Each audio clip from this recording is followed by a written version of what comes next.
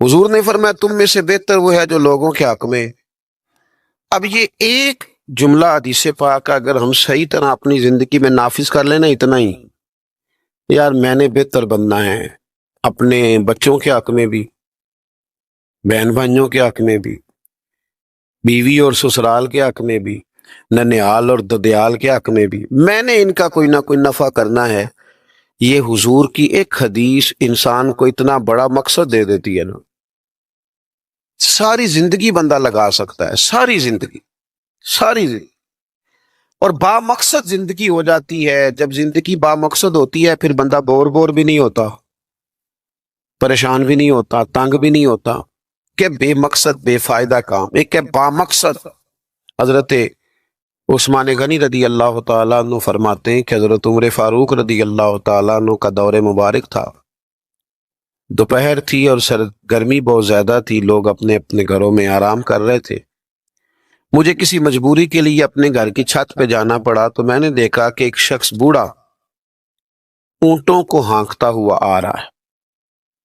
میرے ذہن میں خیال آیا کہ یار ساری دنیا دوپہر کو سو رہی ہے، شدت کی دھوپ ہے، آپ بھی سو جاتے، عصر کے وقت آپ اونٹوں کو چلا لیتے، کون ہے جو اس وقت بھی؟ کہتے میں کچھ دیر رک گیا، لیکن جیسے ہی وہ میرے قریب آئے، وہ کوئی عام آدمی تو نہیں، وہ تو حضرت عمر فاروق ہے رضی اللہ تعالیٰ عنہ۔ آپ فرماتے ہیں کہ میں جھٹ سے سیڑھیوں سے نیچے اترا اور میں نے جناب عمر سے عرض کی کہ حضور اس وقت آپ؟ فرمانے لگے یہ مال غنیمت کے 2 اونٹ بھاگ گئے تھے، انہیں پکڑنے گیا تھا۔ میں نے عرض کی حضور کسی غلام سے کہہ دیتے۔ فرمانے لگے مسلمانوں کے مال کی حفاظت کی ذمہ داری میری ہے، غلام کی تو نہیں نا۔ اب ایک مقصد ہے نا کہ میں نے ایک ڈیوٹی کرنی ہے، میں نے خدمت کرنی ہے۔ میں طالب علموں سے کہتا ہوں، علماء سے نہیں، طلباء سے میں کہتا ہوں آپ سارا دن کیوں شکوا کرتے ہیں؟ آپ کمیٹی کی مسجد سمجھ کے اس کی خدمت نہ کریں، اللہ کا گھر سمجھ کے کریں۔ مسجد کمیٹی کی نہیں ہوتی، مسجد اللہ تعالیٰ کا گھر ہوتی۔ اللہ کا گھر جان کر آپ اس کی خدمت کریں گے تو آسانی ملے گی۔ میری بات پر توجہ کریں جی، بیٹھ جاؤ بیٹا، اللہ آپ کو خوش رکھے۔ تو اپنی زندگی میں با مقصد کام جب ہم کرتے ہیں تو پھر تھوڑی سی سکون محسوس کرتے ہیں۔ اسی طرح سے نبی کریم علیہ السلام کا ایک تو یہ فرمان ہمیں مقصد بتاتا ہے۔ ایک دوسری بات سنیں، حضور علیہ السلام نے فرمایا، اچھا میں یہ سمجھتا ہوں کہ نبی پاک علیہ السلام کی اس ایک حدیث پر عمل کر لیا نہ جائے نا، جو ہم سب کو آتی بھی ہے، تو سارے ملک میں سکون ہو جائے، سارے گھروں میں قرار آ جائے، سارے خاندانوں میں خوبصورتی آ جائے۔ حضور علیہ السلام نے فرمایا تم میں سے کوئی اس وقت تک مومن نہیں ہو سکتا جب تک اپنے بھائی کے لیے بھی وہی پسند نہ کرے جو اپنے لیے پسند کرتا ہے۔ آتی ہے نا سب کو حدیث پاک؟ ہاں نہ تو کرو نا، چلو جس کو نہیں بھی آتی تھی اس نے ابھی سن تو لی ہے نا۔ حضور نے فرمایا تم میں سے کوئی اتنی دیر تک مومن ہو سکتا جب تک وہ جو اپنے لیے پسند کرتا ہے وہی اپنے بھائی کے لیے بھی۔ حدیث ہے نا، آپ نے سنی ہوئی ہے نا، ایسے ہی ہے، ایسا ہوتا بھی ہے کہ ہم جو اپنے لیے پسند کرتے ہیں وہی بھائی کے لیے بھی کرتے ہیں، ہوتا ہے ایسے۔ ہم پتہ کیا کرتے ہیں، دکان پہ کپڑے خریدنے جائیں نا تو کہتے ہیں یار کوئی کپڑے دکھا سور سلوانا ہے، تو 2-4 جوڑے خود لے لیے، پھر اسی انہوں آکید ہے ہوں کوئی دین دوان والے بھی وخا، وہ کڑے ہوں نے جڑے پان والے نہیں ہوں۔ ایسی بات ہی ہے نا، اب جو دینے ہیں وہ بھی، یعنی وہ بڑا نیکی کر رہا ہے امیر آدمی، اپنے نوکر کو کپڑے دے رہا ہے، کہتا ہے یہ بالکل ٹھیک ہے، میں نے بس 2 دفعہ ہی پہنا، نیا بالکل۔ وہ بھائی نواں ہوں تو نہیں سی دینا، بالکل ٹھیک ہوتا تو دیتا۔ ہم کیا کرتے ہیں، ہم ماحول اس طرح کا ہم نے بنا لیا ہے کہ اپنی ذات، اپنے بچے، اپنا گھر، اپنا ادارہ اس میں بند ہو جاتے ہیں۔ ایک سوچ جو امت کی سوچ ہے، جو قومی اور عالمی سوچ ہے، اس سوچ کے مطابق ہم کوئی کام نہیں کرتے۔ جب تک کہ ہم حضور کے اس مقدس فرمان پر نہیں غور کرتے کہ جو میں نے اپنے لیے پسند کرنا ہے وہی اپنے، تو مجھے بتائیے جب یہ سوچ ہوگی تو کوئی بندہ ملاوٹ والی چیز بیچے گا، غلط چیز سیل کرے گا، دنیا کو دھوکہ دے گا؟ لیکن ہم تو غور ہی نہیں کرتے، بس حدیث سن لی معاملہ ختم ہو گیا۔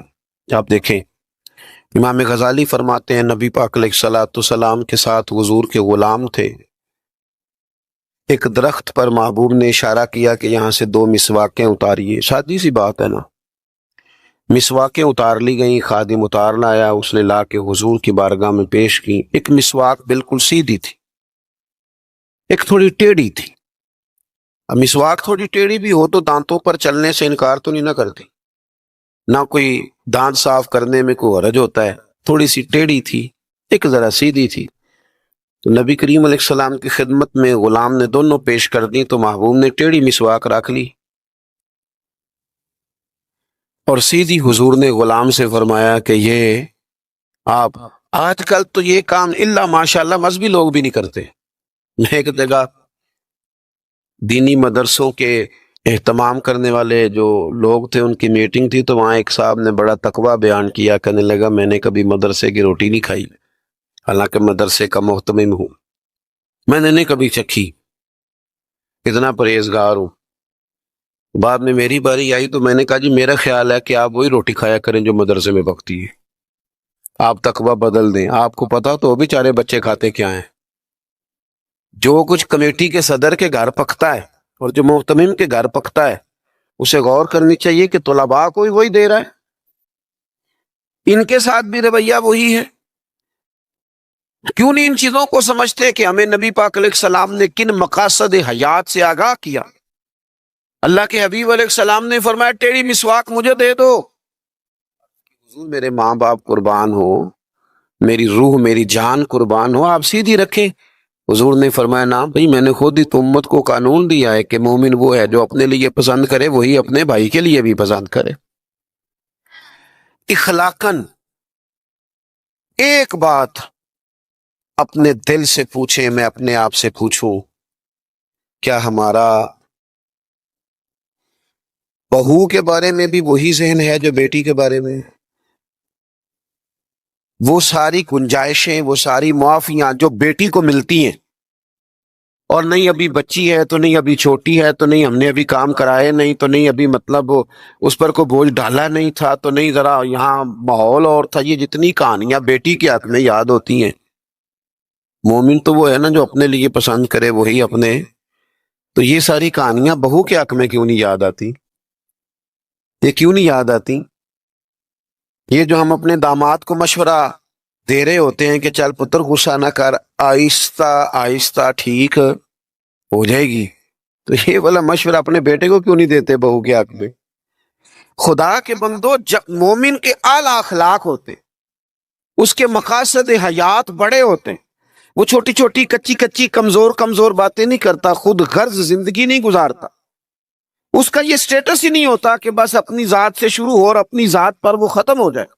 وہ بڑی باتیں کرتا ہے، بڑے خیالات کا مالک ہوتا ہے، بڑے حوصلے ہوتے ہیں اس کا ظرف بڑا ہوتا ہے، اس کی سوچ بڑی ہوتی ہے، اس کا مزاج بڑا ہوتا ہے۔